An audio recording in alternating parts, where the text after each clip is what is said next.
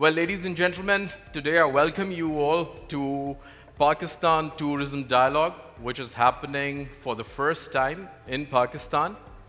And I believe that it is one of the success that Pakistan economy is transforming, and we are going towards creative economy rather than focusing on just industry or agriculture.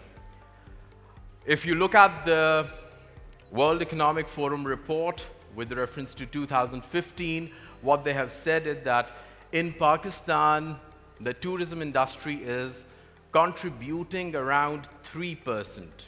Well, that is not the actual potential. We can do much better. And the reason we are having this panel discussion today is to find out ways how we can increase or how we can reach to its optimum potential with reference to the tourist industry. Now, the interesting part is that most of the tourism gurus, they have made the projections with reference to Pakistan as how much it can contribute in the GDP of Pakistan, and they say that by 2025 it can turn into $1 trillion industry. And in a lot of blogs, you have recently seen that Pakistan has been termed as one of the top destinations for the tourists to visit Pakistan.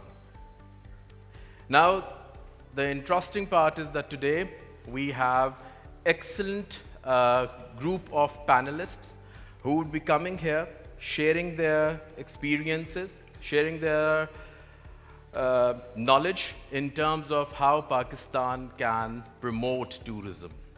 The interesting part is that we do not have a very specific head of tourism when we are calculating its contribution in the GDP. Because hospitality industry, the commute, air, rail, roads, they contribute. Then we have the policy side, the different stakeholders. So there are a lot of people who are involved in this industry. And today the objective of this dialogue is that we find certain specific, I'm not going to go into general strategies because that we have been hearing for the last 1 decade that how tourism can be promoted, but the objective is that from this panel we can get something tangible when we go back or when the dialogue ends up. So I would like to call our first panelist, and that's going to be Iqbal Walaji, and he's the CEO of Walaji's Travel. Let's give him a big hand.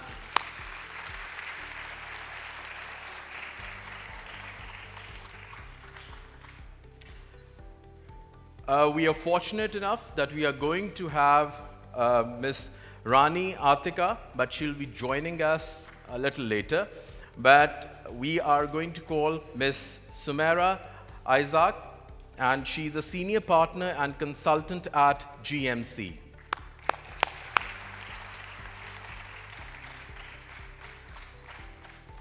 Our next speaker is Asim Ibrahim. He's the chief CEO of Lakeshore Hospitality Group.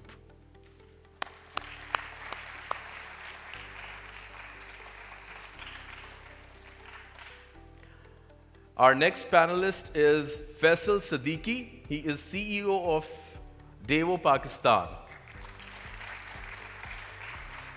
And I believe most of you have traveled Devo and you have come over here via this service. Anyone? Yeah, I see 3-4 hands. So people are using Devo. Anyway, our next panelist is Faisal Siddiqui. He's CEO no, that's done. Brigadier Ehtesham, CEO, Askari Aviation.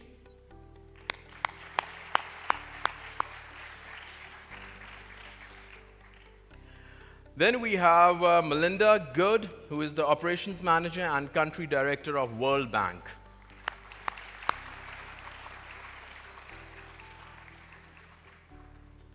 We have our next panelist, Mohammed Khan, Chairman, Shangri-La Group of Hotels and Resorts.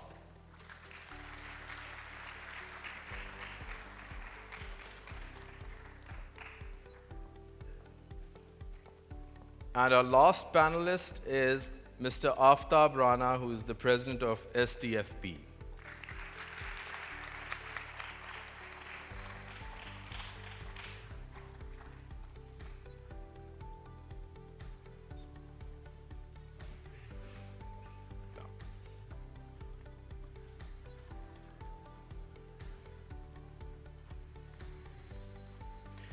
Assalamu alaikum ji. Thank you very much for taking out time and becoming the part of this auspicious group of panelists.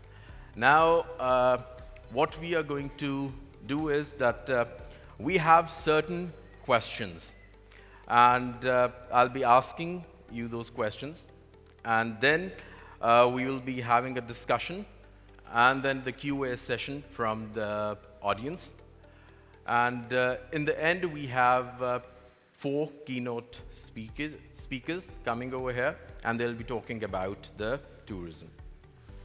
Now, moving on to, I would first like to ask, and if anyone is comfortable in terms of that, in the first week of April, we had our new tourism policy. And the last policy was in 2010. What do you think, what is the new thing in this 2019 policy, or what changes have come with reference to the previous policy that came in 2010?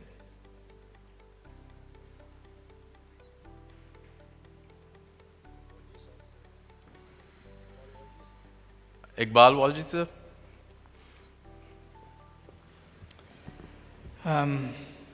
As the saying goes, it's old wine in a new bottle. Okay. Policies there's been many policies, in fact. This is perhaps one of numerous policies. A policy can only be effective if it takes all the stakeholders on board. So, first off, I'm not sure that they did that in trying to formulate this policy. Secondly, I think when we're talking about objectives, we have to be realistic as to what's possible in the short term, and then what we can do in the longer term. Again, the policy that doesn't really look at this dynamic. The previous policy as well, it had grand ambitions, but you have to see how you can translate those into actual deliverables on the ground. So I'm afraid that policies are as good as they're as written, but unless they're practical and unless they're implementable, I don't think we're going to see any difference. Okay. Sir, your opinion on that?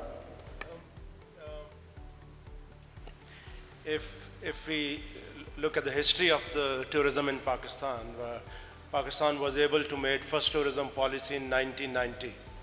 And in that policy, there were certain incentives were offered to private sector to come forward and invest into the sector. But there were quite a lot of things which were gapped in terms of facilitating the tourism movement in Pakistan. So it was not properly implemented in a way it should have been. Later on, the government was again preparing a policy in 2010, but at that time, 18th Amendment took place and they handed over the subject of tourism to the provinces. And now the policy is there, but it's now at the provincial level, but there's no national level tourism policy exists at the moment. So it's a huge gap, because when you go in the international market, you promote your country as a one destination, and for Pakistan, it's a Pakistan tourist destination. So which is now the missing link, because provinces will obviously focus on their regional policies, and whatever they will try to do will promote their own region. So now very recently the government has taken initiative and established a National Tourism Coordination Board, which will be now focusing on promoting tourism in Pakistan as a whole by involving all the provinces. If you look at the arrival of tourists in Pakistan, you'll be surprised that there's a continuous sharp descent into tourist arrival after the 18th Amendment. Till 2010, we have been receiving something about 150,000 to 2 lakh real tourists who are the sightseeing tourists. But the very recent data show that the arrival international tourists is just 18,000 tourists in the whole year, which is a very small number. So that shows that there's a number of aspects which are basically discouraging foreign tourist travel to Pakistan, and the topmost is the Pakistan visa policy. If you look at the Pakistan Travel and Tourism Competitive Index, Pakistan is among the at the position of 135th among the 136 countries. So we are at the bottom level in terms of facilitating foreign tourists to come to the country. So it's a big problem with the visa for the foreign tourists to come to Pakistan, because whatever effort you are making by the private sector to promote packages and tourism and all that, but if your visa policy is not friendly enough, nobody will be coming to Pakistan. So it's a big problem right now. And then the tourists who come to Pakistan, they have to face the hardship of NOC. If you want to go to Gilgit, Chitral, you need to get an NOC from interior. That's another hurdle. So we need to, remove these bottlenecks to encourage foreign tourist traffic. And also the larger number of overseas Pakistanis who are visiting Pakistan every year, something about more than, I think, 2 million every year. But they are not going to visit sites in Pakistan.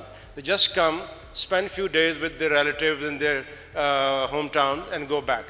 How we can encourage this overseas Pakistani market to travel around and see Pakistan is again a very big question. And that's one of the easiest market for us. Not the white-skinned foreigners, but the Pakistani who are abroad, they can be easily, facilitated. They may not have the issue of visa or the NOC or things like that. So we need to work on that market also. Then thirdly, the domestic market is growing very fastly. Our own tourists from Karachi and down country going to the north is in large number. But the problem is this: we don't have any tourism management mechanism on destinations, so there are problems. There's a waste management, there's sewage, there's water supply issue, electricity is not available at destination. So we need to see how we can improve the management of tourism instead of more focusing on the promotion of tourism. Excellent. Please, Melinda. I thought I'll come in here just for a minute and maybe look at it from, kind of flip it around a little bit, including because on this question we're working quite a bit in the World Bank to support both the federal government with the new National Tourism Coordination Board, as well as in Punjab and in Khyber Pakhtunkhwa. I'm not an operator or actually working in the sector like all of you. I do work in the policy space, and I'm a tourist as well. And I've been a tourist in Pakistan both, let's say, 20 years ago. Sorry, that shows my age, but that's when I was first a tourist in Pakistan. And I'll tell you, the first time I thought about Pakistan as a tourist destination, I grew up in Abu Dhabi. And my parents and their friends would come to Karachi on holiday. So in my mind, it's quite interesting to look back as we're talking about the different times of the policies and what's changed between now and then. I think you can flip this around and say there is a national policy now, that's good. There are policies happening at the different provincial levels, that's good. We're talking about it now, it's time, as the others have said, to move to implementation. And we're thinking about this around 3 I's. Okay, so these policies are great. All of the challenges you just mentioned, I've experienced very easy travel in Pakistan. I'm a repeat traveler. I've also experienced some of the things you're talking about. For me, it doesn't matter because I live here. So if I have kind of a more challenging travel experience, I certainly don't tweet about that. We were talking about my Twitter earlier. I talk about the good things because it's just part of it. But if you're a one-time traveler, it matters. So inform. This policy exists. The e-visa policy exists. People need to know about it, so those who are enforcing the rules know how to interact and feel very confident in what the policies are. So I think that's one, inform. The other is implement. Work on these destination management plans. We see great ideas coming out of the different levels of government. Start doing some of it, test it. Don't be afraid to make some decisions. Let operators like all of you come and work in these places. And be inclusive. As you said, this is really an opportunity to get more job creation to people who don't have jobs, to deal with the environmental issues in a really positive way. So if we keep those things in mind, grab this opportunity and go with it. Thanks. Thank you. Given that we have seen some examples from developing countries, and yes, developed countries like Switzerland has done a remarkable job with reference to tourism. What are the new trends with reference to tourism? What are the best practices that we can learn with reference to other countries? My question would be with Sumaira. Assalamu alaikum. Thank you very much for the opportunity. So I just want to put out a big, hairy, audacious goal for Pakistan. Tourism has such a potential. We're elevating poverty and creating jobs that how about in a few years' time, a tourism job in every home? And it is possible because I've been involved with some really interesting destinations overseas, both in Africa and in Arab world, and I have experienced firsthand the benefits of tourism to the greater society. And you cannot say that there is just one best practice. It's a culmination. Tourism policy or strategy has to be a series of actions that take place over a period of time, both by the government as well as the private sector. It is not just the government's job, but it is also the private sector coming behind the vision of a leader. So, from my experience, it's the engagement, it's the involvement, it's the communication.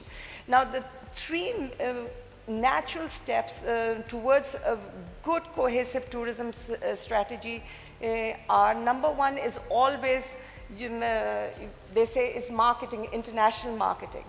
But more than international marketing, I would say it is capacity building. It's really, really ramping up the professionalism of the tourism products and the service providers in your country. And that is key. That is the key job of a tourism authority or a ministry of tourism. Because tourism strategy is not a rocket science. It can be done as long as we have the understanding that what is the role of the Ministry of Tourism or a tourism body or a tourism authority. It is really, really facilitating professionalism. That's the number one job, on the grassroots level. And the third, of course, is inviting investments. And that's a whole different topic. But I do want to talk about a little bit about building capacity. So there are several channels to it. But one of the key things is empowering people in the local communities who really, really have the stake. The little operators, the souvenir shop people, the private hotels, small hotels, tour operators, empowering them. Because if you can bring in, the international benchmarks, learning, development, training programs to them, they will have the stake on the ground. They will ensure, because their bread and butter lies there and is dependent on that service that they are providing. So really, it's not rocket science, but it is coming from national to provincial, citywide, municipalities, local communities. It's how do you funnel that whole communication that tourism is important for the country, and you can have a tourism job in every home, but if not a job, that in every home you have somebody who knows somebody that they are engaging with who are in tourism. Thank you. But what would be your take, Faisal, on that? Like, I know that Devo is the first service which has actually made Pakistan smaller. Like, people can conveniently reach to these destinations, and it started a new trend in terms of people have started using roads. Certainly. My interest in tourism from a professional standpoint, as far as Devu is concerned, as the CEO of Devu, is domestic. And whereas I think that a lot of focus of this panel and perhaps the government in general has been to create foreign currency reserves by attracting foreigners to visit Pakistan, I think what sometimes lost and missed is that as a country of 200 million with a large middle class, we have a very large group of people that are looking to travel locally within the country. And whether it is to visit the historical sites in Lahore, we've partnered with the Walled City Association. We run weekend tours. There are many sites to visit in Multan. There's lots to see in Bahawalpur. And we provide commute services to all of these places.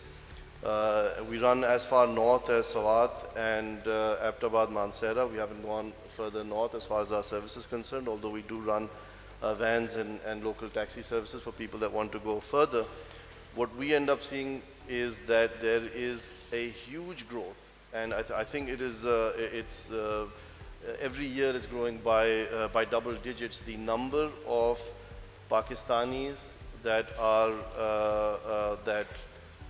not traveling abroad, they wish to travel within Pakistan.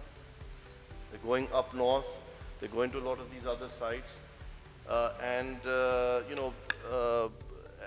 this is happening despite limited investment, at least as far as residence facilities are concerned, in all of these places. So one of the things that where help is needed from the government is just some level of local investment. So if you go to a sort of a smaller town in KP, it needs to up its waste disposal system so that people, when they come in droves, that it doesn't overwhelm the town. That there is hot water supplies. These are the sorts of questions that we have to answer. Even if we're able to get them in our buses and in our vans and in our cars, if we are able to get them to some of these locations. And so I think even before there is latent demand that exists, people are willing to spend money on this.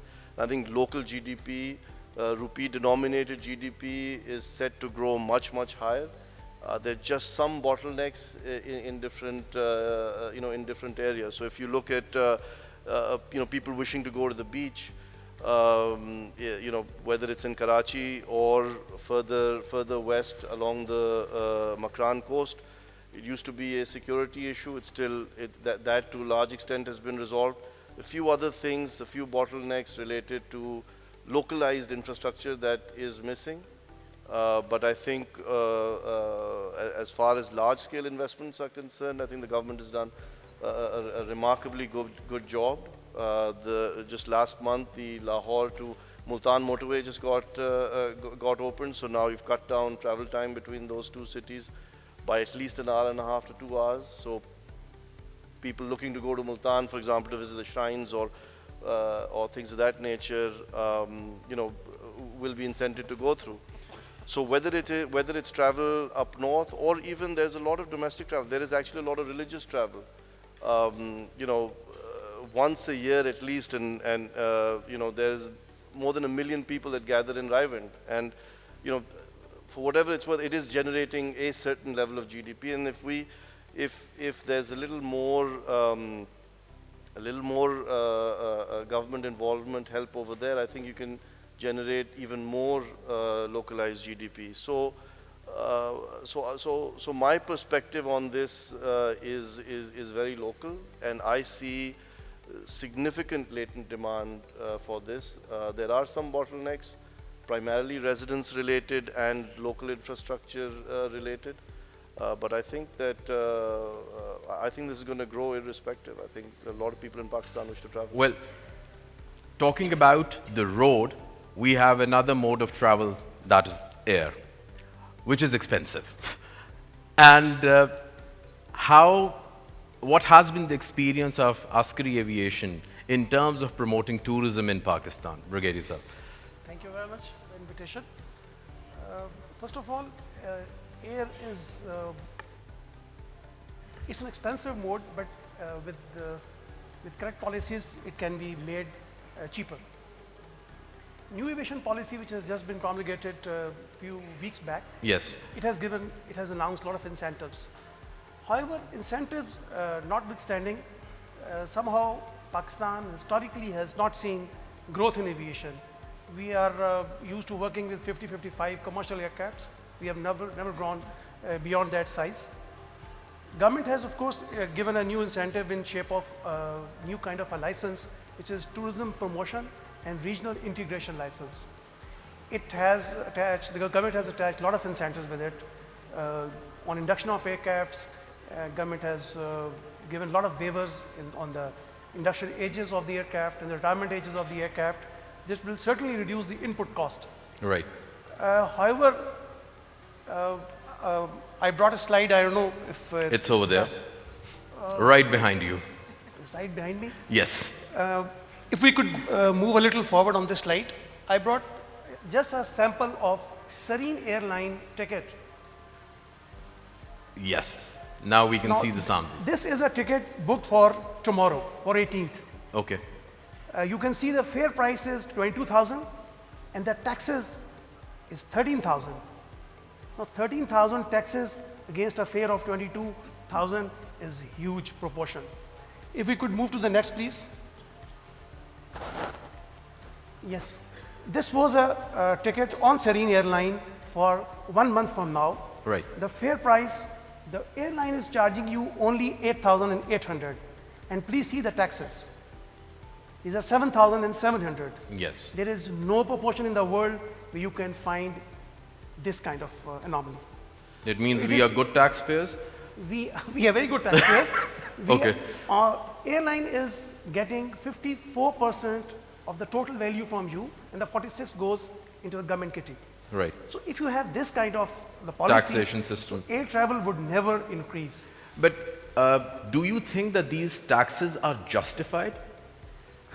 Like, you are the best person in the aviation. No, for tax justification, that would be the government to comment. The major part of it is the federal excise duty. All governments, all states, they charge fewer taxes to incentivize air travel. However, our excise duty is now becoming a bigger burden. There's a breakdown of the taxes which is given in the bottom. However, not going into that. Civil aviation is charging you not much. For a domestic traveler, they're charging you something like 600 to 700 rupees, and that is standard. That is constant. It doesn't change with the fare. But federal excise duty, which is a major proportion, that is eating away the purchasing power of a person. Okay. Now, if you have, if the government wishes to promote tourism into the northern areas, as we usually consider the tourism destination to be, government has announced incentives. However, there are capacity issues also. Gilgit Airport cannot take a larger aircraft. Right. If you cannot fly a larger aircraft, economy of scales comes into it, and the air travel becomes more expensive. Skardu, yes, it can take a larger aircraft, 170-seater, but there are not very many aircrafts the airlines don't want to fly. Serene has only 3 aircrafts. So Serene would not Be flying send to an aircraft north. on a low yield route. Right.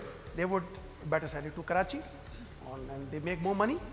So private operators in shape of airlines or the tour operators or the charter operators, I don't really foresee a lot of people coming in. Okay. So we have traveled, we have reached the destination, and now the bigger question for the traveler comes that where to stay. And there comes Asim.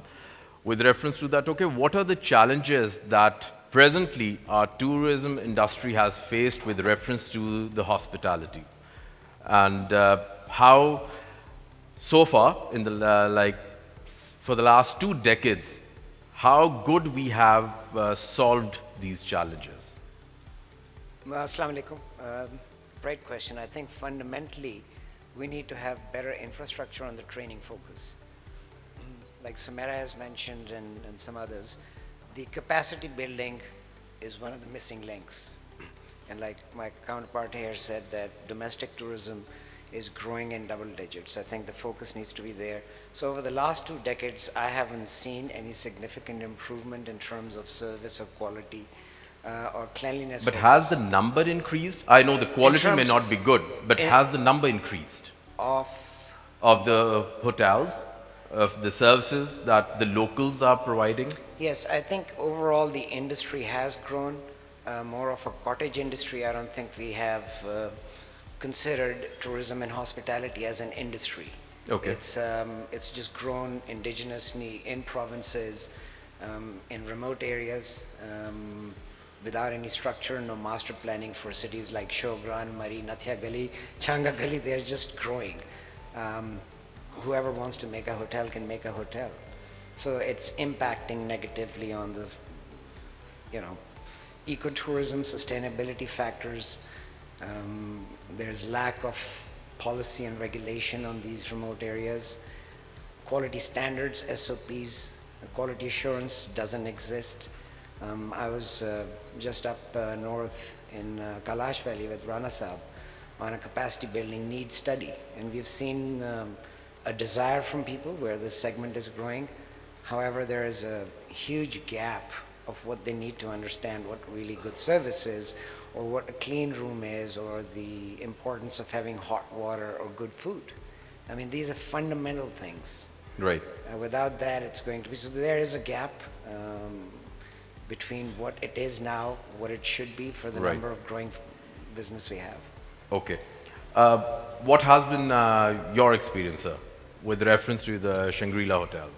Bismillah ar-Rahman ar-Rahim. Thank you very much.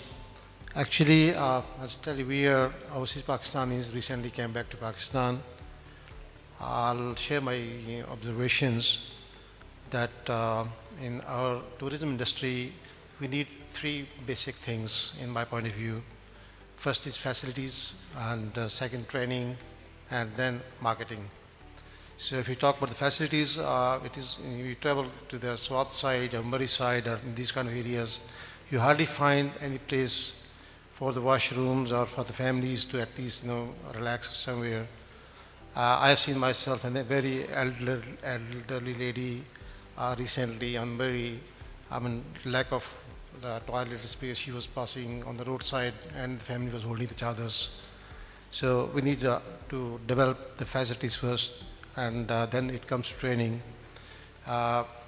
We are almost 2 years in hospitality now, and recently it's very hard to find the people in the hotel industry. If you talk about even the housekeeping or chefs and other kind of experts, that is badly needed. We need the training institutes. We are working on that as well. So we need to improve, and unless we don't have these two things, facilities and the trainings, I think bringing overseas tourism or tourists will not give us much kind of positive impact on our industry. I have traveled around the world.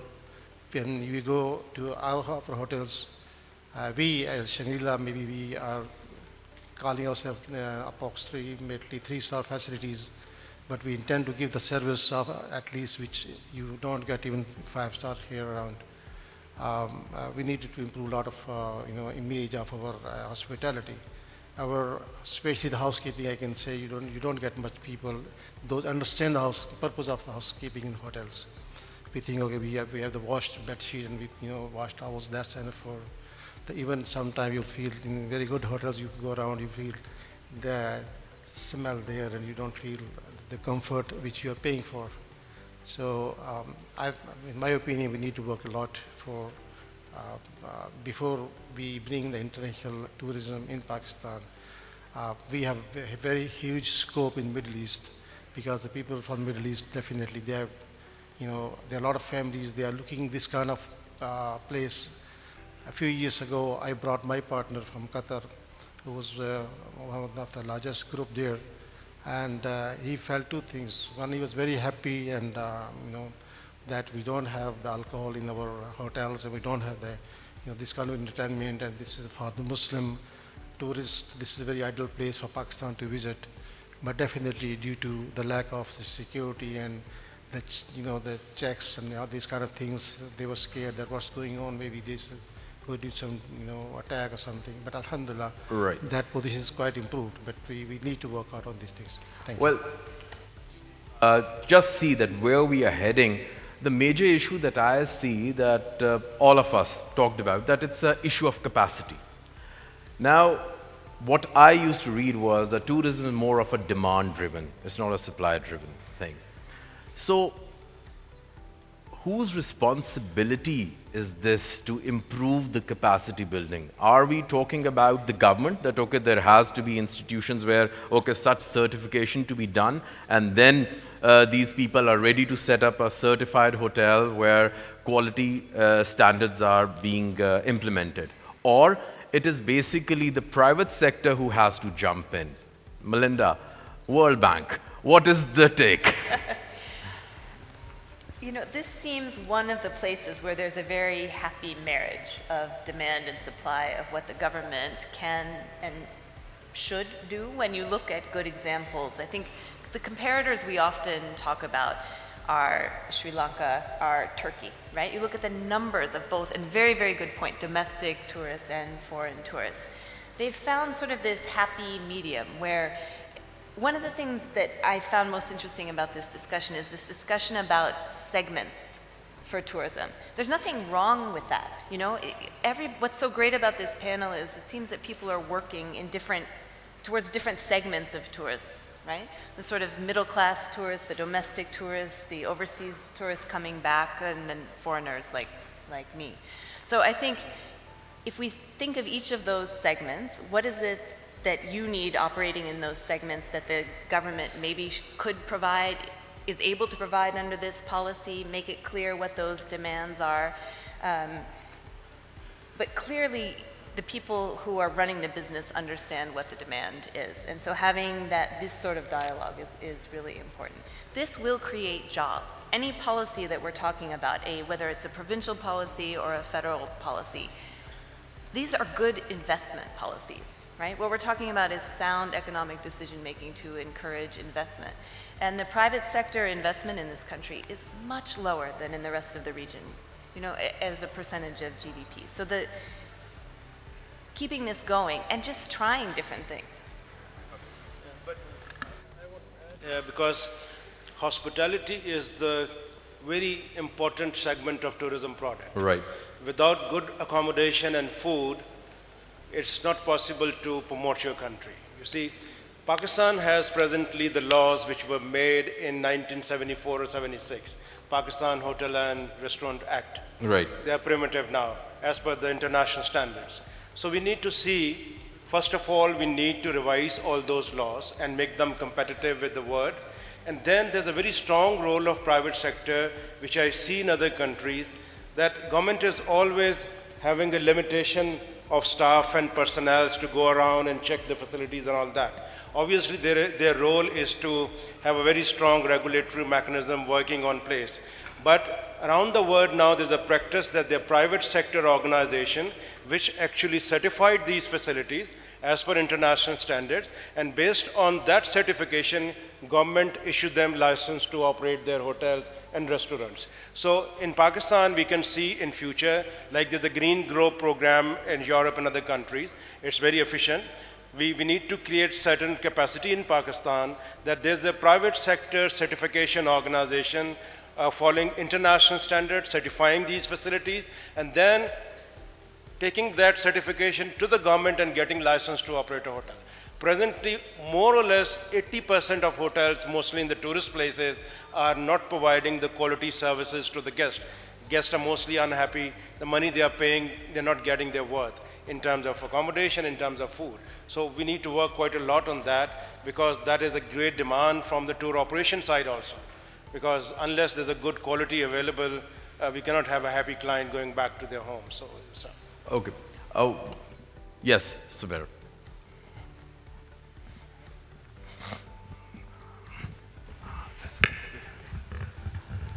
So I just want to build up a little bit from what my panelists are saying here. So we're talking about two very distinct segments. Let's just talk about a little bit domestic, okay? So and international.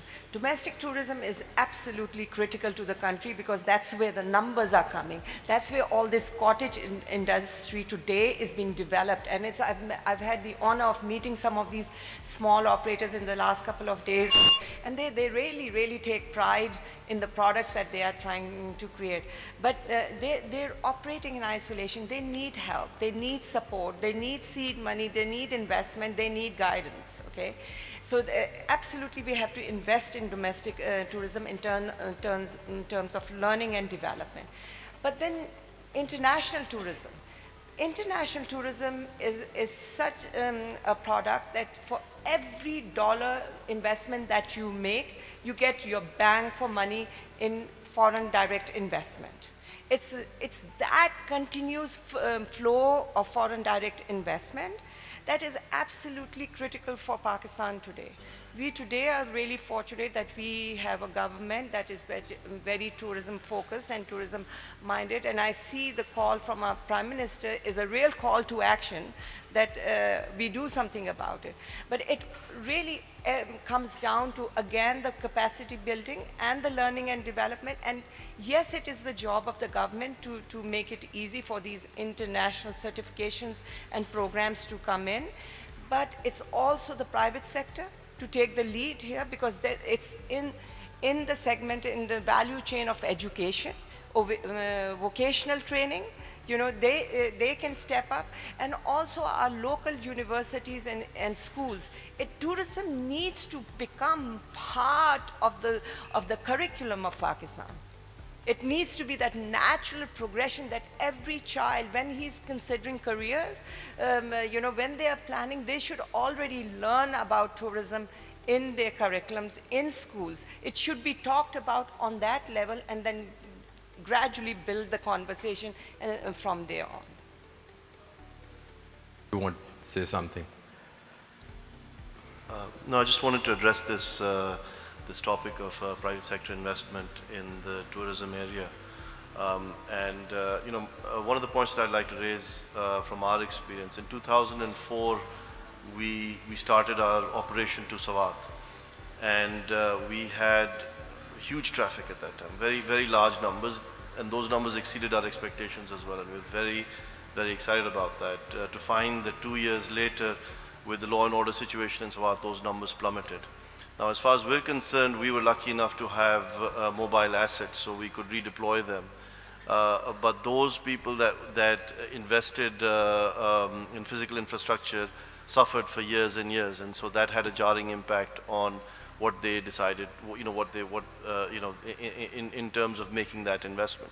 Similarly, you know, for the last, I don't know, 10 years or so, traveling on Moripur Road in Karachi is, you know, you're playing a bit of Russian roulette where you might be stopped and have your mobile stolen and stuff. So you know, people in Karachi or anywhere, if you want to go to the beach, whether you're going to Hawke's Bay or Sandspit or any of these locations, not that there's a lot of infrastructure built out there, but whatever little is built out there also gets affected. So the experience of private sector in investment in Pakistan is that it's a bit of a gamble, because they don't know when they wake up tomorrow what sort of a you know, universe they'll find themselves in.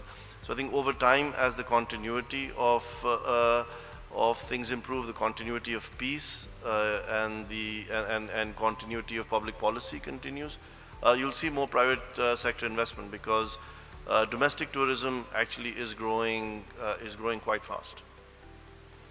I would like to, if you allow me to, first of all, just my very personal opinion, we have to look at tourism, how I look at it is, you have to have a destination which attracts my attention. Right. Right? How do I in Pakistan attract a person from Switzerland to come and visit my mountains? I have to offer him something different. Something Marketing? unique. What we have unique from Switzerland? From most of the world is our history. Right. And we have not been able to cash on to that point. We have the oldest civilization in Pakistan. I am not very confident how many would have even known the name. It's a place Mehergarh, which is west of Sibi. It is far older than Mesopotamia, far older than Mohenjo-daro, far older than what we have in Egypt. Very few people can even have the privilege to visit there, and there are no facilities. We have sites for 3 major religions of the world, for Sikhs, for Buddhists, and for Hindus. We have not been able to catch on to that. Taxila, Sharda, they were one of the holy and sacred places for the Buddhism. We had just started off with this Kartarpura corridor, and things would improve inshallah. But we have our unique selling point, but we have not been able to sell that point. We only want people to move up to, say, northern areas. We have Fort Monroe in Punjab, and very few people travel there. You have to create an attraction. You have to create an event. Shandur Mela, Shandur Festival is occurring since God knows what time. And people have been traveling without even government support. People have been traveling there. When you have an event, people do travel. Yeah, I just wanted to talk about a little bit to your response. I think all these great places exist in Pakistan, and a lot of beauty, nature, desert, mountains, snows, history, archaeology, culture, all these assets exist. We lack in quality accommodation. So even if you create these places, and you see a lot of social media blogs about different aspects highlighting that particular event, but to go and travel to Kailash from Islamabad for 12 hours, 14 hours, and not have a place which has hot water or good food or infrastructure would not attract the business. It's fundamental. But over here, I would say that earlier, I think traveling to these areas might be easier. But then, due to the law and order situation, there have been a drop in terms of the foreign tourists. Right. I'm not talking about the local tourism. I think Please. even when the security was good or bad, the infrastructure didn't exist. But the question is that wasn't that attractive parking lot for investment? Why we couldn't attract the private sector to areas like Kailash, to areas like Meher? I think part of that, in my view, is that it was not easy to access these places. So the infrastructure was missing? Fundamentally, like you've got broken roads or no roads in most cases, where all these attractive beauties exist, from Gilgit to on the west side, Chitral, Dir, all the way to Kailash Valley and Kagan Valley. Any place you go to, even some of the more known ones in the Galiyat, the quality, and like somebody else mentioned, we don't have the trained staff to deliver that service. So investment comes by people going there for reasons. And plus, even if their accommodations halfway decent, we lack in sustainability of amenities. When you get there, what do? How do you go from one place to the other? What do you do for 2 weeks in Showground? Do you ski? Do you have good food? If there's no electricity, what do you do in your room? So these things have to be discussed frankly, honestly, and transparently, and then work on it. I totally agree. Yeah. But what kind of action or what to be done in order to bring those services to these areas? Like, something has to come from the government, or something has to be done from the private sector? So I think the general sense is, or the air everywhere is focused on tourism. The industry itself is getting more recognition. I'm part of certain groups, National Tourism Board. There are working groups who are from private sector, from domain experts, who are working towards regulations, policies, guidelines for investments, and all those things. So that is a very, very good step in the right direction to drive the tourism. And also, I think we talk about investment in tourism, we should also introduce the word reinvestment. There's a lot of hotel owners and great businesses who, instead of, or the government or a private sector focus should be improving their current assets, current hotels. You can improve the quality of room, better service, more rooms, cleaner water. So that investment adds more jobs. That going to be volunteer, or we need some body to check that, okay, the standards are met? I don't think you need a businessman thinks for themselves. They're in the business to grow their business and to deliver service. No one's going to stop anybody from making a better quality of room or offering clean sheets or hot water. Okay. It's infrastructure which drives that. Iqbal, my one, given your business, I just wanted to ask that with this e-visa, like visa on arrival, does that changes some situation? Do we have any improvement in terms of the incoming tourists to Pakistan? Yeah, I will address that, and I also want to comment on government versus private sector as Sure. well. Well, the e-visa and visa on arrival, as you know, has a very limited reach right now because it's in a testing phase. So it's not possible to say that that's facilitative at this point in time, because the visa on arrival, the e-visa and visa on arrival is open to a limited number of countries currently because it's being tested. I think you'll see as it begins to roll out, obviously, getting visas online and on arrival is going to boost tourism to some extent. What I want to comment about is, I've heard a lot about investment and private sector, and I want to say that pre-9/11, we used to have maybe 100 times more tourists than we have today. Yes. Okay, and I'm talking about foreign tourists, not necessarily domestic tourists. So there was enough capacity, the roads were worse, the infrastructure was much worse then, yet we still have this large number of customers that used to come through. The private sector will start to invest if they see a sustained customer.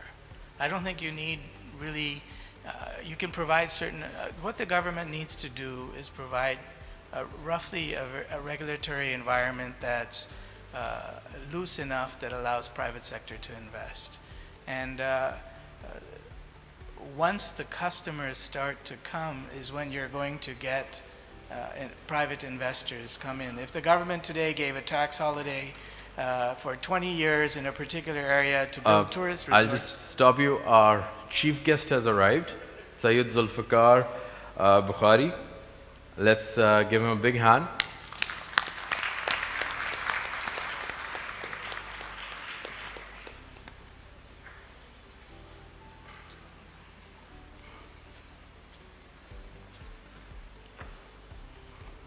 I welcome you, Zulfikar Sahab, to this esteemed panel, Pakistan Tourism Dialogue.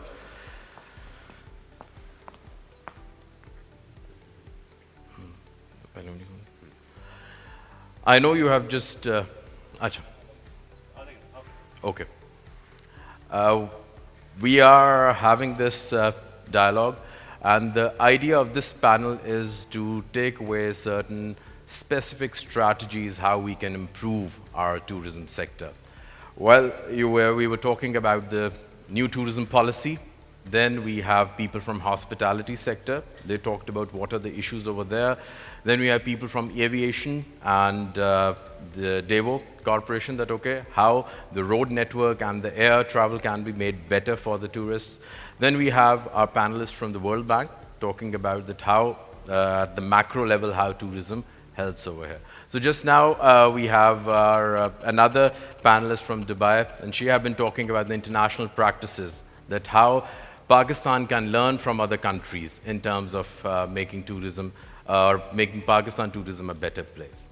So you were in the middle of your argument.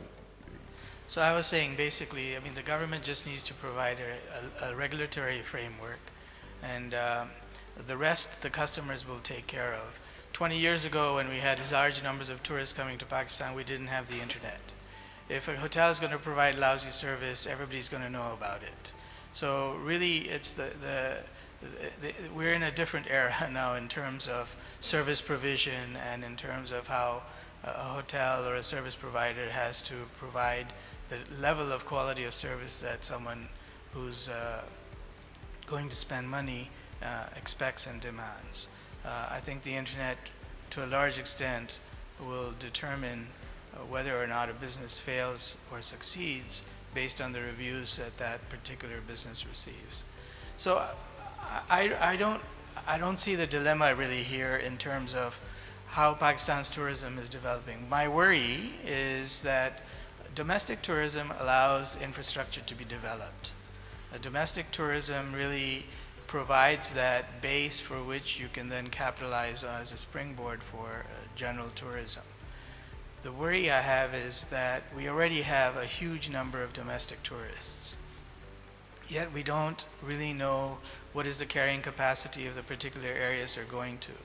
So what happens is that you have, as a result, you have an environmental degradation, and you have areas that people go to for their beauty which have already been spoiled. So you need somehow to create this carrying capacity analysis. It's important that there be some sort of framework where you can ensure that the environment is not degraded. And then through that alone, I think you'll start to see the flow of customers increasing. Social media is a very big influencer in terms of travel, and the way one used to, marketers used to market is also changing significantly because of social media. And in the years ahead, our traditional forms of marketing are going to change because of this. And so really, if we talk today about Pakistan's tourism, yes, facilitating visa, the facilitative visa policy is going to help. We need a structured sort of environmental policy in terms of ensuring that an area is not degraded. And I think the rest really we leave up to the private sector. As they see customers coming in, you're going to see that investment. And if 20 years ago we had 50 times the tourists we have today, clearly the infrastructure existed there in terms of hospitality and service, so it'll come back. People have disinvested, but that investment will come back very quickly. If, as I was saying, if the government gives a tax holiday for 20 years in an area where there's no traffic, that business isn't going to survive, and nor is any investor going to come in to invest. Right. My next question will be to Mr. Zulfikar Bukhari, that given your experience, given your exposure, and now how do you see Pakistan tourism industry in the next 5 years? What kind of goals, what kind of change you see coming in this industry? Anything, आपकी मर्जी. देखें, जो अगला 5 साल है पाकिस्तान की जो tourism को जो मैं समझता हूँ, इन पर्टिकुलर अगले 3 साल, इन 5 साल को भी अगर आप थोड़ा सा डिवाइड करें तो the first 3 years, my firm belief is that it has to be concentrated on domestic Pakistani tourism, Pakistan से. मैं नहीं समझता कि जैसे कि आप बिज़नेस में ईज़ ऑफ डूइंग बिज़नेस आप पहली चीज़ फॉरेन इन्वेस्टमेंट की सोचते हैं, ये भी एक शायद एक गलत अप्रोच हो, क्योंकि इन्वायरमेंट जो बनता है वो आपके पाकिस्तानियों से बनता है जो पाकिस्तान के अंदर है. Right. और वो इन्वायरमेंट पाकिस्तानी जो पाकिस्तान के अंदर हैं, वो पाकिस्तानी जो पाकिस्तान के बाहर है, क्योंकि ओवरसीज़ पाकिस्तानीज़ वो तो पाकिस्तान आएंगे चाहे जो भी हो रहा हो, हम आते रहे हैं कब से, सबसे ज़्यादा रेमिटेंसेस वो भेजते हैं, सबसे ज़्यादा पाकिस्तान के अंदर वो आते हैं. तो एक वो आपका एक फिक्स्ड जो कहते हैं सिनेमा गोअर है, चाहे जो भी हो. सेम गोज़ एज जो पाकिस्तानी पाकिस्तान के अंदर हैं. लेकिन मैं एग्री करता हूँ कि जो टूरिज़म पहले भी मैं समझता हूँ पिछले 2-3 साल से पाकिस्तान में काफ़ी इसकी एक इंक्रीज़ हुआ है काफ़ी, लेकिन मसला बनता ये है कि उसकी रेगुलेटेड नहीं है. रेगुलेटेड टूरिज़म बड़ा ज़रूरी है कि जो भी टूरिज़म की जो जगह हैं उनको हम एक तो इको पॉलिसी उनकी ठीक करें, उनकी वेस्ट मैनेजमेंट पॉलिसी उनकी ठीक करें कि बार बार आप उसी जगह जा सकें. अब मसला क्या हो रहा है पाकिस्तान में कि एक जगह हाइप आ जाती है कि वहाँ जाना है, वहाँ 1 लाख लोग आ जाते हैं और फिर अगले साल वहाँ 20,000 या 30,000 कम वो नई जगह ढूंढ लेते हैं क्योंकि उस जगह को तबाह करके चले गए. Right. तो ये एक बहुत बड़ा एलिमेंट है जिसको हमने फोकस करना है. लेकिन इसमें I see this as a plus point क्योंकि इसका मतलब है कि वो जोश और जुनून है टूरिज़्म का कि हमें जाना है. Right. जो मिस मैनेजमेंट आती है वो एक्चुअली हमारी गलती है. वो मतलब है कि हमने सिखाना है कि टूरिज़्म को कैसे, एक टूरिस्ट को कैसे बिहेव करना है, उसके रूल्स और रेगुलेशंस क्या हैं, इंफ्रास्ट्रक्चर क्या है उस जगह का. तो वो गवर्नमेंट के ऊपर जो उसका जो रिस्पॉन्सिबिलिटी है वो फॉल करती है. तो मैं जो अगले जो 3 साल मैं समझता हूँ जो टूरिज़्म पाकिस्तान में है, मैं इस पर बहुत फोकस करना चाहता हूँ. ये 200 मिलियन प्लस पाकिस्तानी जो यहाँ हैं और 9 मिलियन पाकिस्तानी जो ओवरसीज़ के, उनमें of course we welcome all foreign tourists to Pakistan, but you know, speaking as someone from the business sector or the private sector, I don't believe that that's the big bucks that's going to bring in all these tourists. To start with, you know, Thailand took perhaps over 23 years to build a brand on tourism, and we have to do that. और दूसरी जो main चीज़ है कि हमें अपना culture, heritage, जो diversity है हर एक जगह की एक जो एक रवायत हैं उनको भी हमें कंट्रोल करके उनको मतलब उनको आगे रखना है. और वो तभी होगा कि पहले हम लोग उनको समझ सकें, वहाँ के रेगुलेशन बने आगे जाके, फिर हम लोगों को इनवाइट करें कि वो एक्सप्लॉइट ना हो. अभी आपके आने से पहले आफ्ताब राना साहब वो सेइंग कि जी 18th अमेंडमेंट हुई, सूबों को खुद मुख्तारी मिली, एंड द पॉइंट वाज कि we don't have a central thing कि जी द डेस्टिनेशन इज़ पाकिस्तान. अब यहाँ पे क्या आ जाती है, आपकी डिस्पैरिटी आ जाती है. पंजाब कहते हैं जी मेरे पास ये चीज़ें हैं, मरी वाले कहते हैं जी आई हैव दिस डेस्टिनेशन. सो वो जो कंजेशन है टूरिस्ट की कि जी एक जगह 1 लाख आए लोग और फिर वो उसी जगह आते रहते हैं. We are unable to develop other places like in Balochistan, in KPK. So how to correct that thing? सूबों में किस तरीके से हम सिंकिंग लेके आ सकते हैं that all places are beautiful और हम चारों सूबों से ये रेवेन्यू लेके आ सकते हैं? By creating the National Tourism Coordination Board. Okay. That's how you do it. नहीं, आपकी बात सही है. I mean, I can't comment on the 18th Amendment. Okay, was it wise, was it not for when it comes to tourism? लेकिन ये बात आपकी बिल्कुल सही है कि tourism एक national play है.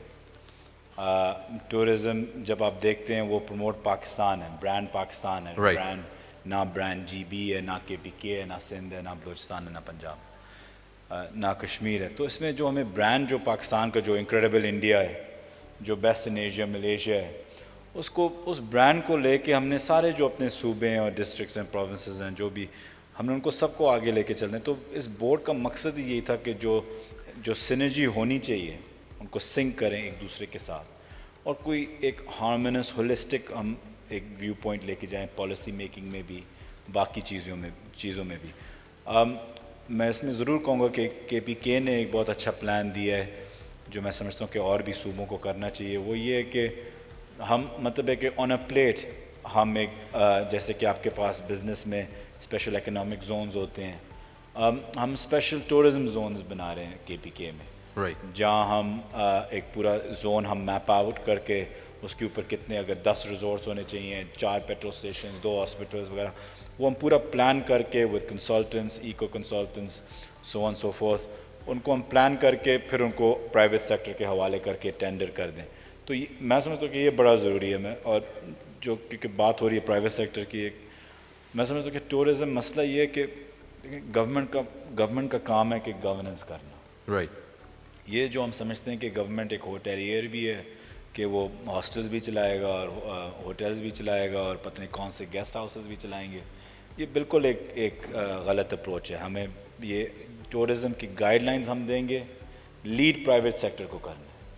तो इसमें ये सिर्फ एक तरीका है कि ये सक्सेसफुल हो सके. टेकिंग योर पॉइंट कि जी लीड प्राइवेट सेक्टर ने करना है लेकिन हमें रोड मैप गवर्नमेंट ने दे दिया. हाउ टू इंश्योर या private sector بھی اسی وقت آتا ہے جب ان کو incentivize کیا جائے. There has to be a motivating force that okay, I'm going to invest it over here. Even اگر policy موجود ہے, how to make it happen. Implementation آپ کی کس طریقے سے آتی ہے؟ Well, look, it depends on which sphere, but implementation is part of your roadmap. Like if I'm talking about the tourism zones, اس میں یہ ہے کہ zones ہم اس لیے آپ کو بنا کے دے رہے ہیں کیونکہ اس میں ایک ٹورزم کی اتھارٹی آئی, تو اس اتھارٹی کے ایک ون اسٹاپ شاپ ونڈو ہوگی جہاں آپ جائیں گے. اس میں فارسٹ ڈپارٹمنٹ بھی ہے, ایگریکلچر ڈپارٹمنٹ بھی ہے, یہ جو بھی ویریس قسمس کے NOCs آپ کو ضرورت ہوتے ایک ہی جگہ ہوتے ہیں. تو وہ بلکہ ہم آپ کو زیادہ اشورٹی دے رہے ہیں کہ ہم زیادہ تیزی سے, بہتر ایفیشنسی سے آپ سے کام کریں گے اور کوئی آپ کو اس کو تنگ نہیں کریں.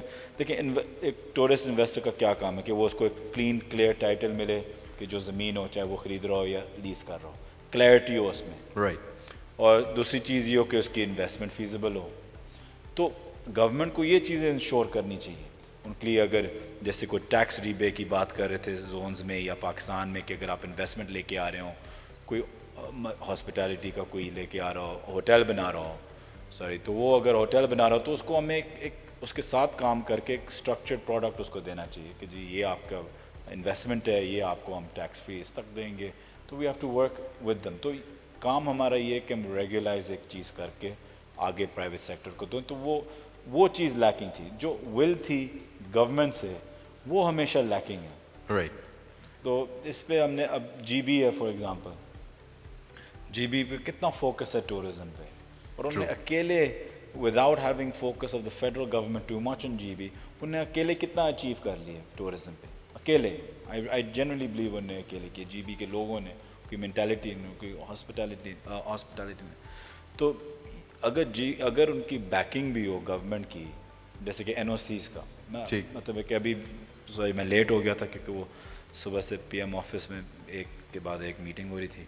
تو ابھی نکلتے وقت بھی میں نے PM صاحب کو اور پرنسپل سیکرٹری صاحب کو یہ بولا تھا کہ ہم نے NOCs تو دے دی ہیں فریڈم آف موومنٹ فارنرس کی, رائٹ, لیکن وہ گراؤنڈ پہ امپلیمنٹ نہیں ہو رہا.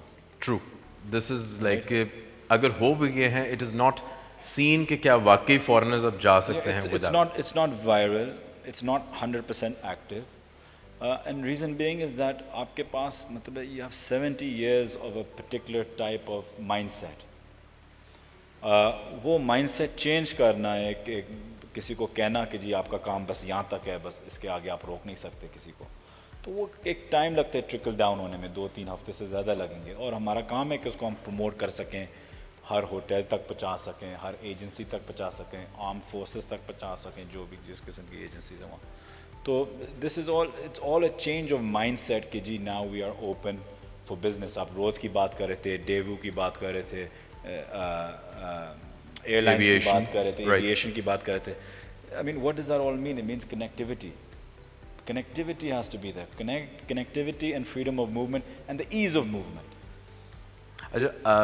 During this discussion, one of the points that came, which we were very amazed, کہ جو پیور ایئر ٹریول کی جو فی ہے that is very less, اور جو ٹکٹ کی فی اتنی زیادہ بن جاتی ہے that is because of the taxes. So why so many taxes in the air? On aviation? Yes. It's a good point. There shouldn't be. We need to restructure that, and Arshad Malik Saab is looking at it very carefully کہ وہ کس قسم کے taxes ہیں. مجھے exactly ان کے یاد نہیں ہے, لیکن آپ کی بات صحیح ہے, کچھ 28% تو صرف ایک پرٹیکولر ٹیکس کا تھا جو بالکل انریزنیبل ایک قسم کا ہے. دیکھیں ہمارے پاس ایک چوائس ہے کہ یا تو ہم کمپیٹیٹیو ہوں یا کمپیٹیٹیو نہیں ہو تو we should shut shop and allow everybody else to come in and become competitive. Right. تو اس پہ لوگوں کے الگ الگ ویوز ہیں. میرا الگ ہے جو شاید. What would be yours? I'm probably not allowed to express mine, but I just think we need to get competitive, and we need to get competitive fast. Okay.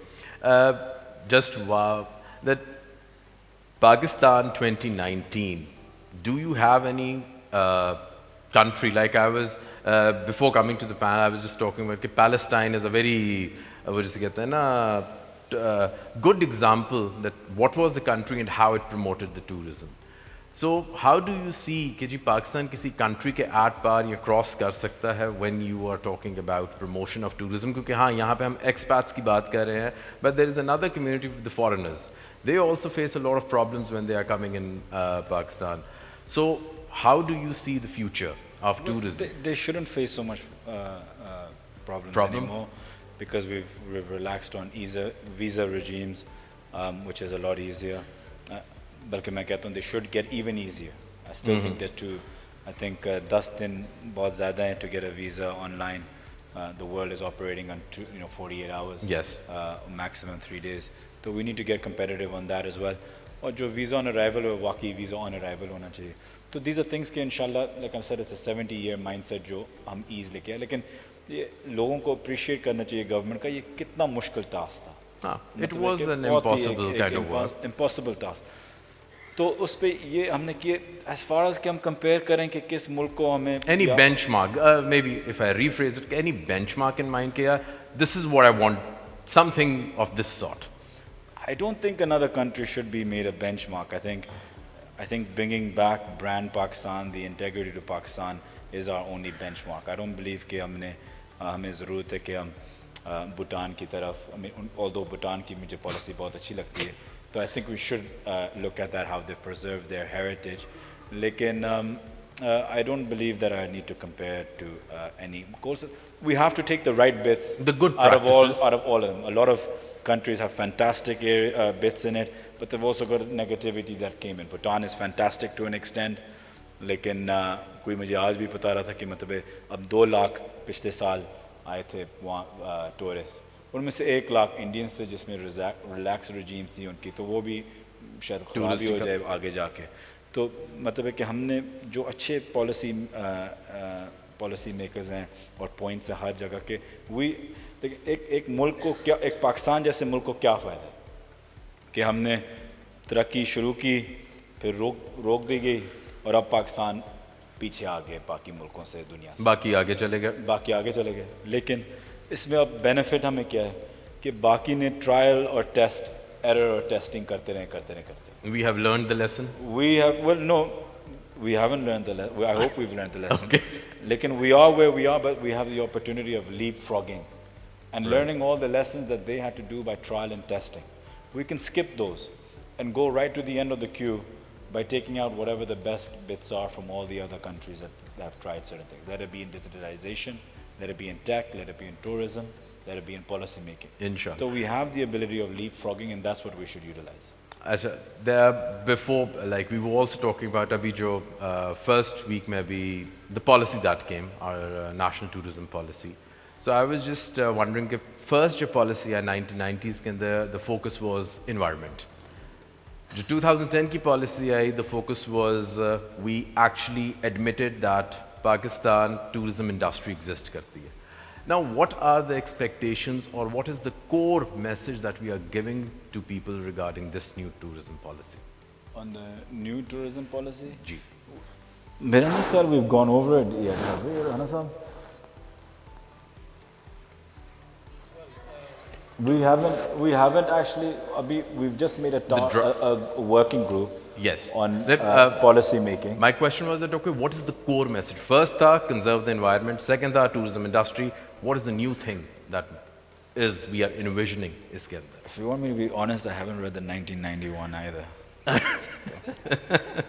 I'll be honest, I haven't read it yet. Okay. So I can't critique it if I haven't read it. It's not fair. Right. The one question that was on the top of my mind, during the discussion we were also talking about the capacity building, and it was more of कि जी hotels की capacity building, लोगों की जाए. But एक और जो point आता है that once the tourist is on the road, he's in the field, so they have issues with the police. They will ask for the documentation, so they are a little bit uncomfortable. So what is your take in terms of government institutions, do they need to have a capacity building training or workshops kuch aisi honi chahiye so that they know how to treat a tourist? I mentioned to you that जो capacity building होती है, training होती है, it's people must understand it's not a one, we need to understand actually, not people. It's not a one-off. It's a continuing learning curve. You know, you don't have tourism one day, you do, you need to learn. Then you've got sort of backpacking tourists, that's one thing, but now all of a sudden you've got middle and high-end tourism. That's a different kind of hospitality that you have to offer them. So it's a complete learning curve. Capacity building never really ends. हमें बिल्कुल इस पे हमने we have to build on it.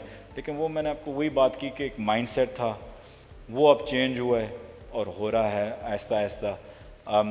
जो लोग रोक के अगर पूछ रहे हैं documentation, उनको अभी आहिस्ता आहिस्ता जितनी चीज़ वायरल होगी, लोगों के अंदर जाएगी कि NOCs की कोई ज़रूरत नहीं है, तो उनको documentation पूछने की मतलब है कि जितना आप एक्सप्लोटेशन तब होती है कि आपको अपने राइट्स का इतना ना पता हो, Right. लेकिन जितना आपको अपने राइट्स का और मूवमेंट का पता हो उतना कम एक्सप्लोटेशन होगी. तो मैं बल्कि जो फॉरेन टूरिस्ट है, आई रिक्वेस्ट देम कि वो the NOC about freedom move, they should have it on their phone all the time. So in case somebody does stop them, they can tell the police officer that this is my right, here's the NOC. Excellent. It was an excellent discussion, and I would like to have our first keynote speaker over here, who is Salim El-Siri, who is the general manager for Turkish Airlines, and he will be giving his 5 minutes presentation to the House.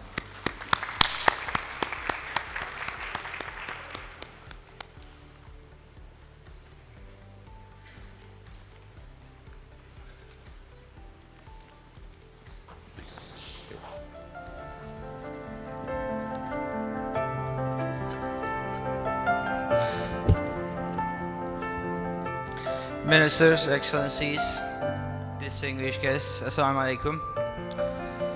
Since the panelists have already spoken on the bigger picture, I'm not going to overload you with further information and initially focus on how aviation is related to the tourism industry.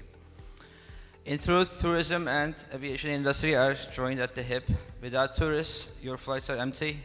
Without the flights, you don't get tourists. Globally, airlines carry 4 billion passengers annually, and close to 60% of international tourists travel by air, a share that's growing steadily. It was the introduction of the wide-body jets in the early 1960s that really opened up international leisure travel. National airlines drove destination growth, as they still do, as witnessed in the United Arab Emirates, Dubai being the prime example. With the deployment of charter carriers, massive package holidays grew. Now low-cost carriers are driving new air markets and independent holiday travel around the world. This brings me to tourism infrastructure. Tourism infrastructure is an important element of the quality of the tourist experience. The absence or inadequacy of the simple and basic amenities at the destinations will make tourism rarely succeed, because it will spoil the enjoyment of tourists. You may focus on attracting more and more tourists to the country. However, if little has been done with regard to the destination's tourist infrastructure in hosting a large number of tourists, all will end up in failure. 3 factors, namely accommodation, transportation, accessibility, and tourist amenities, are the determining factors for the quality of destination's tourist infrastructure. After infrastructure, we need to focus on what Pakistan has to offer to the world as a tourism destination and how we can package and offer it to specific markets. Tourists these days begin their journey well before they set foot in a city or a country. I say so because the tour journey starts usually not by plane nor from any hotel, but actually it starts at the desktop computer, the cell phone, the pictures on Instagram or Twitter, through word of mouth, and also comments on social media. So actually the journey starts well before the tourists set off. My second observation is that tourists know far more than before, fortunately or unfortunately, not from official channels, but from social media, for instance, Twitter or Instagram. In fact, non-official information plays a more significant role than what the governments are providing. The third observation is that tourists do not just come to see, The old description of sightseeing is a bit outdated because nowadays you can see a lot of things on the web. People actually come here to experience. Last but not least, tourists these days instantly share the experience real time by split seconds with their friends in other parts of the world. And these are the major challenges that the industry is facing today. So outlining a tourism policy and focusing on specific areas in Pakistan to develop them as tourism hubs is essential. Pakistan may borrow from the experience of Malaysia, which has an excellent and well-functioning tourism board, which is quite active around the globe, pushing Malaysia as a tourism destination.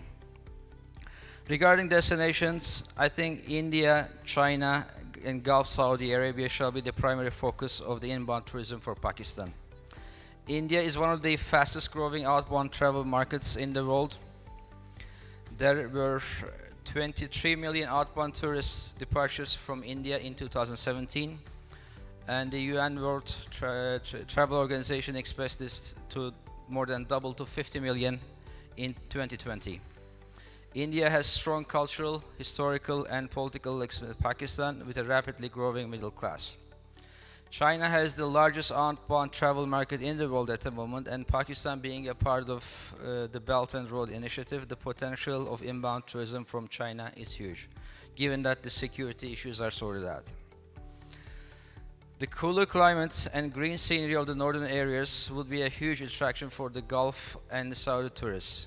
This we know from the northern part of Turkey, which shares a similar climate with the northern areas of Pakistan, and which draws a considerable number of tourists from Gulf and Saudi Arabia at the moment. To conclude, outlining a viable tourism policy with the participation of all the stakeholders is essential, and after that, policy implementation is key. Pakistani tourism infrastructure needs to be improved with considerable investment in hotels, airports, and transportation facilities. Thank you so much.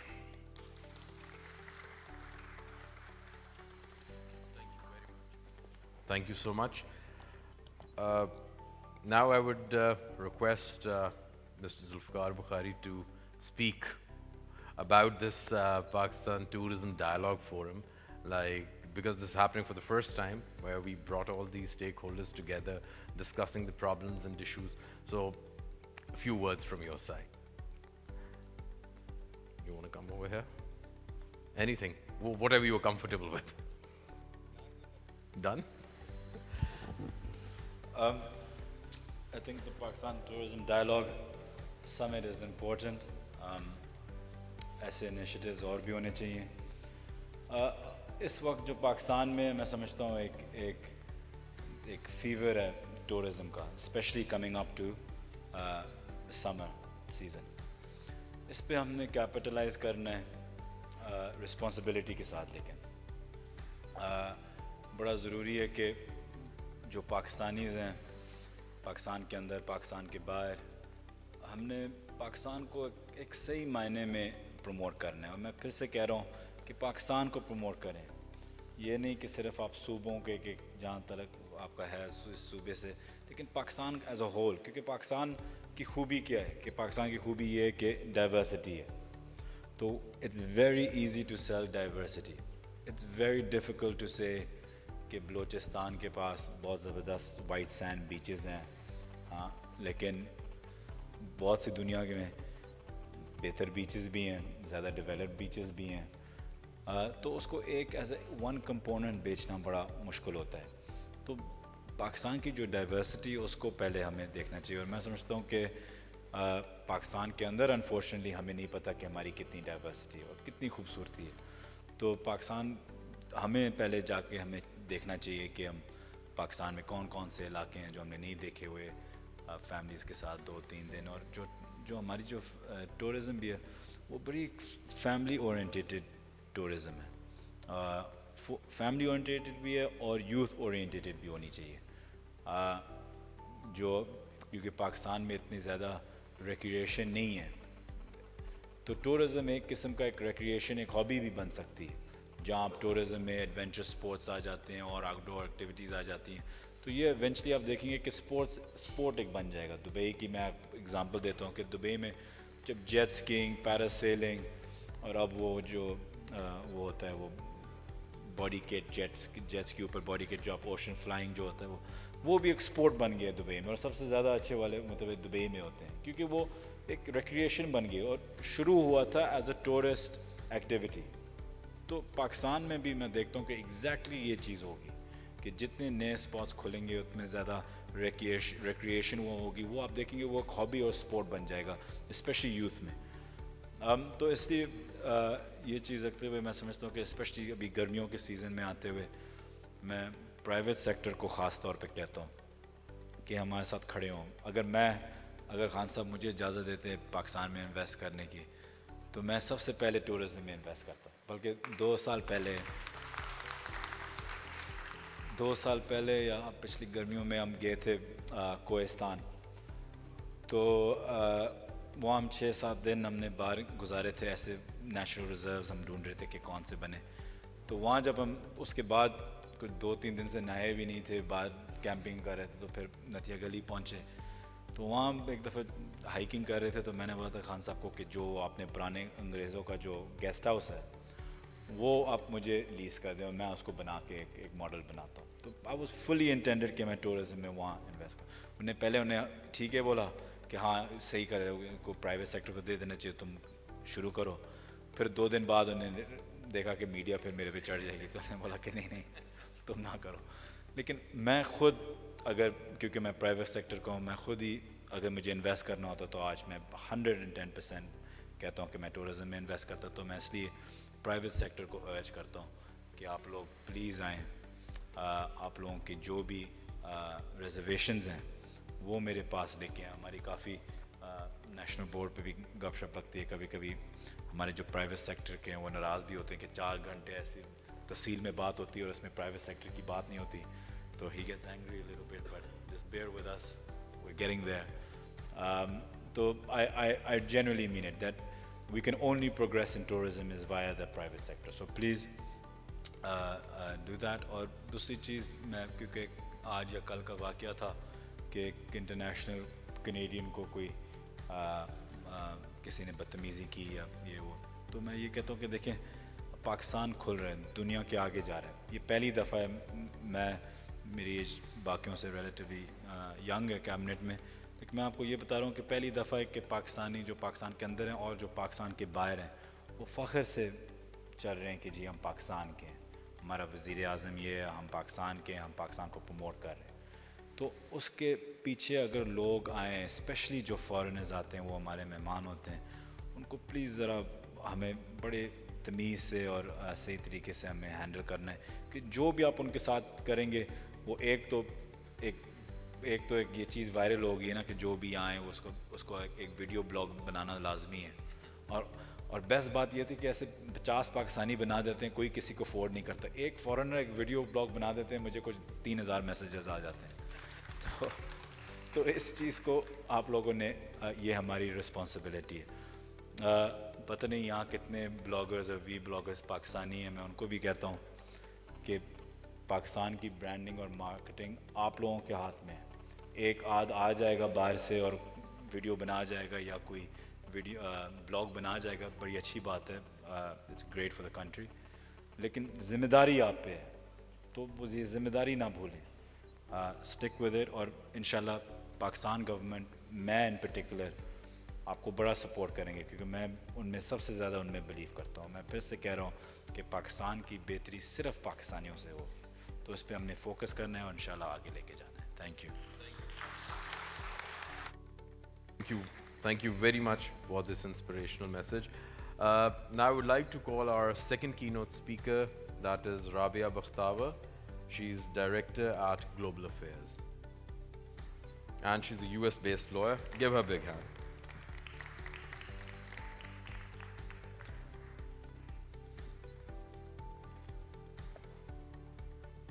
Assalamu alaikum. Esteemed guests, everyone, thank you so much. I'm very happy to be here. Introduction میں تھوڑا سا correction کرنا چاہوں گی. میں global affairs کی director تو ابھی نہیں ہوں, میں ان کے ساتھ تھوڑا سا کام کر رہی ہوں شروع, but more importantly I am an overseas Pakistani جو recently decided to move to Pakistan. میں نے اپنا جاب ایز اے لائر چھوڑا ہے امریکہ میں, میں یہاں آئی ہوں. اور This is all thanks to Khan Saab and his government or Bukhari Saab. Your words really resonate with me.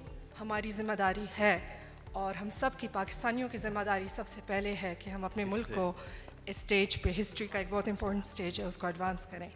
खैर मेरी कोशिश होगी मैं उर्दू में बात करूं बट क्योंकि मैं पाकिस्तान में हूँ I should speak in Urdu लेकिन forgive me if in the process मैं कुछ मिस्टेक्स कर जाऊँ.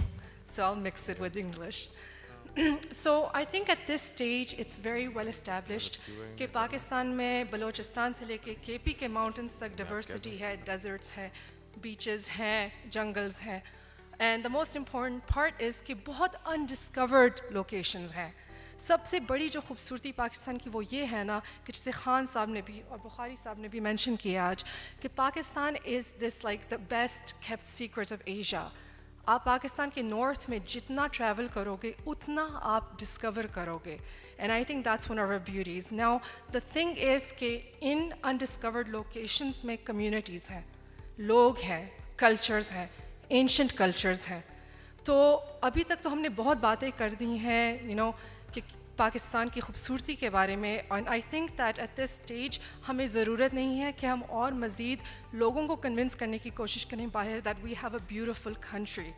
But what we now need to think about is how are we going to protect the cultures of these indigenous cultures, these ancient ways of life, these traditions.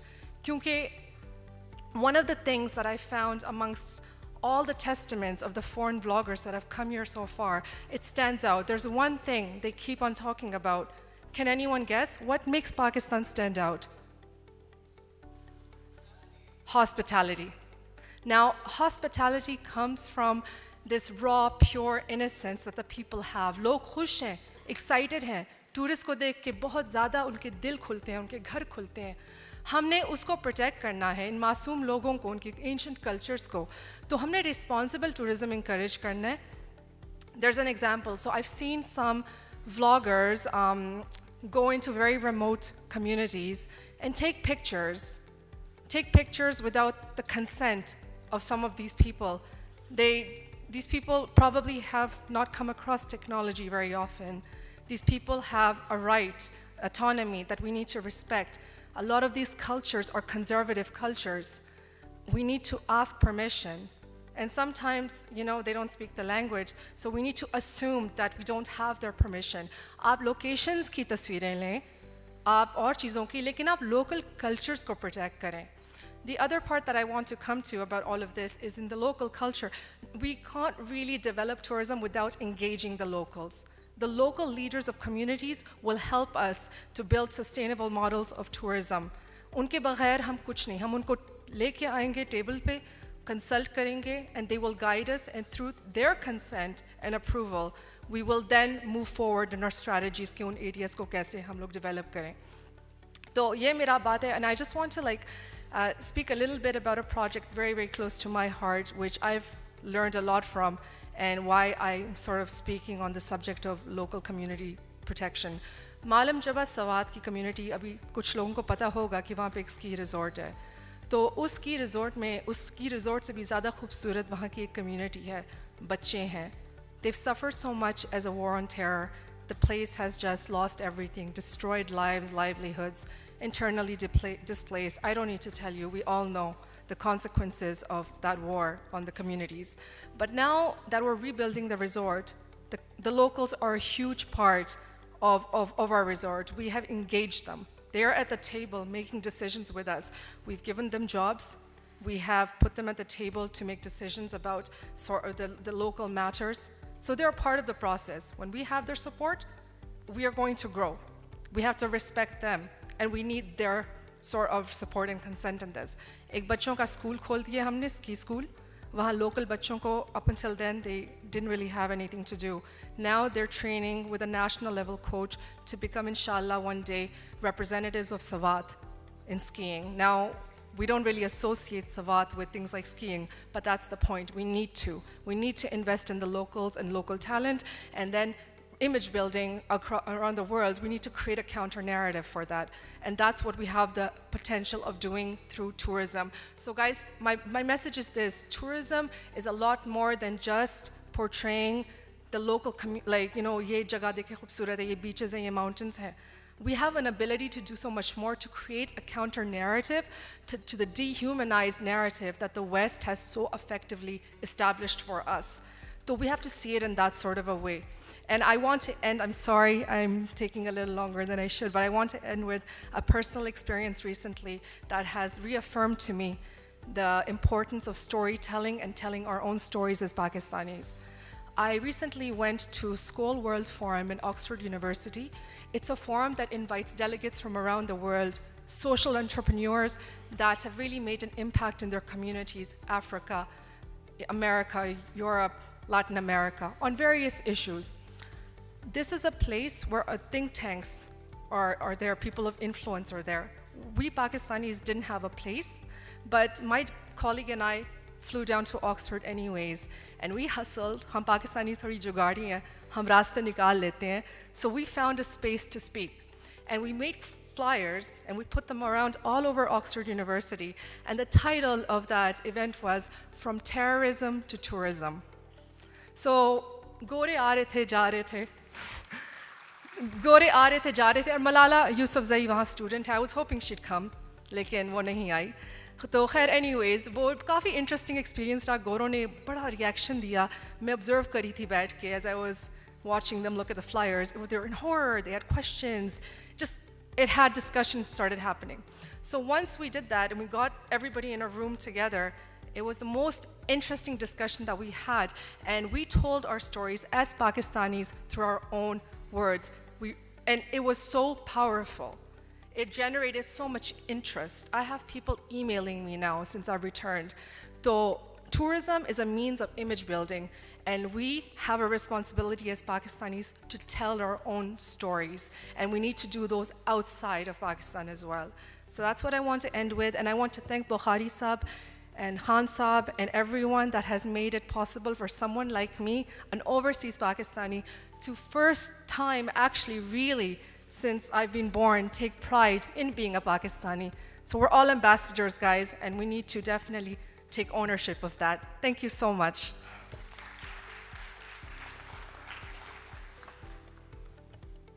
Thank you, Rabia, for your inspiring words and your story about how proud we are today being Pakistani. Well, ladies and gentlemen, before concluding our session, we have Dr. Ahmed Azaz. He wanted to give a small souvenir to Zulfikar Bukhari Sahab. And later on, Zulfikar Bukhari Sahab has to leave for the Prime Minister House. So thank you very much for coming here and gracing this occasion. And then we will have a group photograph. Okay.